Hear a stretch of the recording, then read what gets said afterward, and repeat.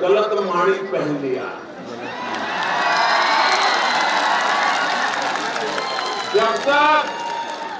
जब तक आप ये गलत माणिक नहीं उतारोगे, आपका भाग्य नहीं बदलेगा।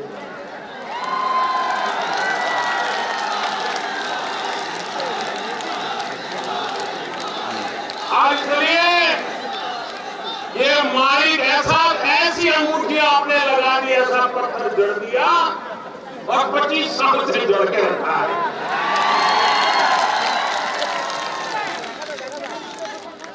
दिल्ली में कितनी सरकारें बदल जाए, तारे आसमान में बदल जाए, ग्रह बदल जाए, सूरज इधर चले, चंद्र इधर चले, सब हो, लेकिन ऐसा पत्थर चिपका हुआ है कि आपको उसका अच्छे दिन का भी फायदा नहीं पहुंच सकता।